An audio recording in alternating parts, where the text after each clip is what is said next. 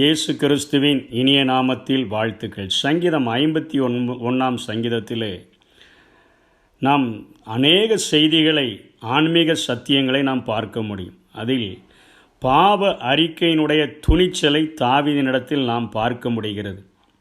இன்றைக்கு பாவம் செய்வது எல்லா கோழைகளும் மறைவிடங்களிலே பாவம் செய்து விடுவார்கள்.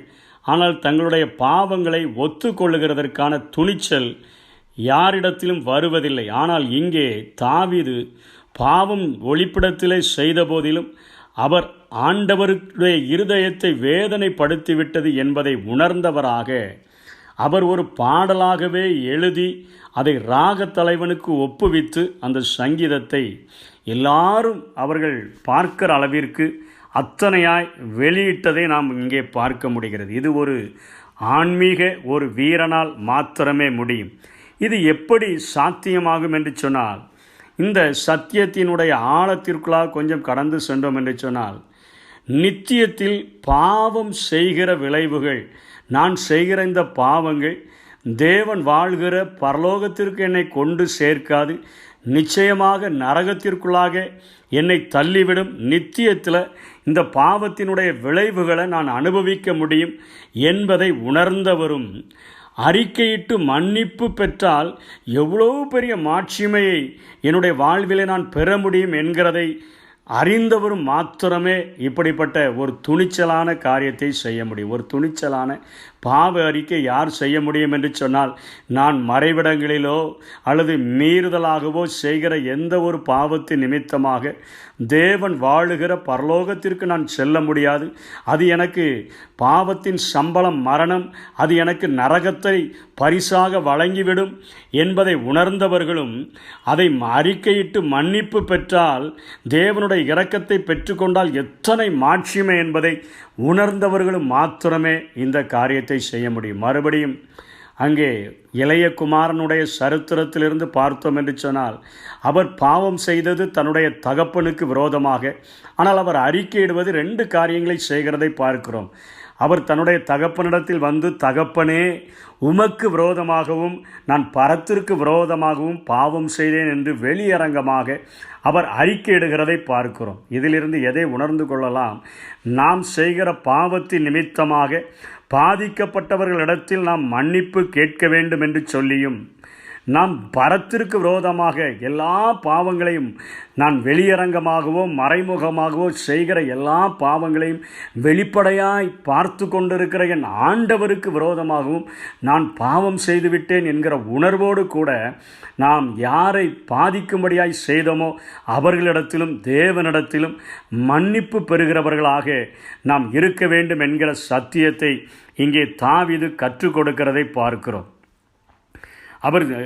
அவருடைய வாழ்க்கையில் இருக்கிற துணிச்சலை நாம் இன்னும் 2 பேருடைய வாழ்க்கையில் பார்த்தோம் என்று சொன்னால், எத்தனை துணிச்சலாக இந்த காரியத்தை அவர் செய்திருக்கிறார் என்பதை நாம் உணர்ந்து கொள்ள முடியும். சவுலுடைய வாழ்க்கையிலே இப்படிப்பட்ட ஒரு காரியங்கள் நடந்த பொழுது ஒரு தீர்க்கதரிசி தான் வந்து அவரை எச்சரிக்கிறார்.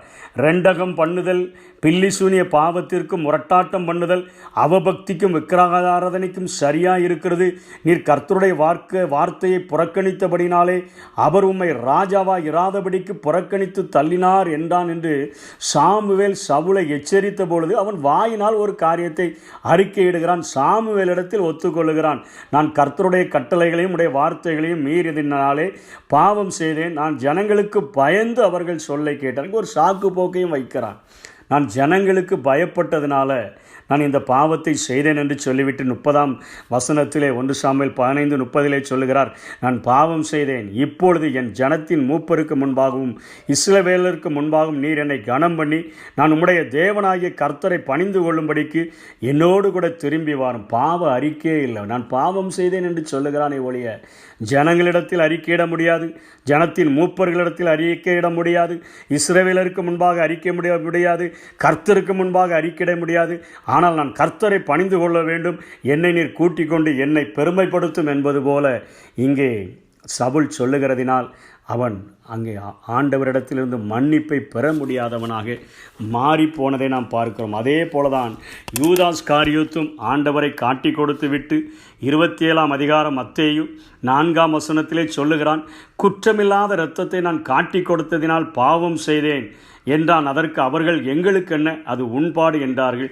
கடைசியாக அவன் அதை தேவாலயத்தில் எரிந்து விட்டு புறப்பட்டு போய் நாண்டு கொண்டு செத்தான் என்று எழுதப்பட்டிருக்கிறது. அவனுடைய வாழ்விலே ஒரு மன்னிப்பை பெற முடியவில்லை. மன்னிப்பை கேட்பதற்கு அத்தனை கோழையாக அவன் இருந்ததை பார்க்கிறோம். ஆனால் பேதுருவோ ஆண்டவரை 3 முறை மறுதலித்த போதிலும் மனங்கசந்து அழுது, ஆண்டவருடைய ஒரே பார்வையிலே மனங்கசந்து அழுது ஆண்டவரிடத்தில் அவர் உயிர்த்தெழுந்த பொழுது வந்து நிற்கிறான். நீ இவர்கள் எல்லாரிலும் என்னில் அன்பாக இருக்கிறாய் என்ற பொழுது, ஆண்டவரே நீர் எல்லாவற்றையும் அறிவீர் என்று தன்னை அர்ப்பணிக்கிறதை நாம் பார்க்கிறோம். இன்றைக்கு ஒரே ஒரு காரியத்தை உணர்ந்து கொள்ள வேண்டும். இன்றைக்கு ஒருவேளை நாம் கேட்கலாம், தாவீது துணிச்சலுள்ள ஒரு ஆன்மீக வீரன், அவர் பாவத்தை அறிக்கை செய்ய தயங்கவில்லை, அந்தரங்கமாக வைக்கவும் இல்லை, அதை பாடலாக்கி ராகத்தலைவனுக்கே ஒப்புவித்தார், இது ஒரு அரசனுக்கு கேவலம் இல்லையா என்று சொல்லி நாம் நினைக்கலாம். பாவத்தை வெளியே அறிக்கையிடுவது எவ்வளவு கேவலமான காரியம் என்று சொல்லி நாம் நினைத்தால், அதற்கு தாவீதினிடத்திலிருந்து இப்படிதான் பதில் கிடைத்திருக்கும், நான் செய்த பாவம் அதனை விட எவ்வளவோ கேவலமானது. ஆகவே நான் என்னிடத்தில் ஆண்டவரை அன்பு கூறுகிற ஆண்டவரிடத்தில் அறிக்கையிட்டு நான் அந்த நித்தியத்திலே கிடைக்கக்கூடிய தண்டனையிலிருந்து தப்பும்படியாகவும் அவர் தருகிற அந்த மாட்சிமைகளை நான் பெற்றுக்கொள்ளும்படியாகவும் நான் என்னை அர்ப்பணிக்கிறேன், நான் மனந்திறந்து மன்னிப்பு கோருகிறேன் என்பது போல இங்கே தாவீது எழுதி வைத்திருக்கிறதை பார்க்கிறோம். நம்முடைய வாழ்க்கையிலும் நித்தியத்திலே நம்முடைய பாவங்கள் நம்மை நரகத்தில் கொண்டு வந்து சேர்த்து விடாதபடிக்கு, ஆண்டவர் இந்த பூவுலகத்தில் தருகிற மகா பெரிய மாட்சிமையை இழந்து விடாதபடிக்கு நாம் ஒரு கோழைகளாக அல்ல, நாம் தவறும் பொழுது ஆண்டவரிடத்தில் துணிச்சலாக நாம் மன்னிப்பு கோருகிறவர்களாய் நாம் இருக்க வேண்டும். நம்முடைய பாவங்களின் நிமித்தமாக எவர்கள் பாதிக்கப்பட்டிருக்கிறார்களோ அவர்களிடத்திலும் மன்னிப்பு கோருகிறவர்களாய் நாம் இருந்தோம் என்று சொன்னால், பாவ அறிக்கையினுடைய துணிச்சலினால நாம் பரிசுத்தவான்களாய் நாம் மாற முடியும். அந்த பரலோக வாழ்விற்கும் நான் பாத்திரவான்களாய் மாறிவிட முடியும். அப்படிப்பட்ட கிருபைகளை தேவன் தந்தருள்வாராக. ஆமென். பாவும் பாதம் அமர்ந்து விட்டே, அன்பின் தகப்பன் நீர்தானையா, செய்த பாவங்கள் கண் முன்னே வருந்துகிறேன் நான் கண்ணீரோடு, என்னை கழுவ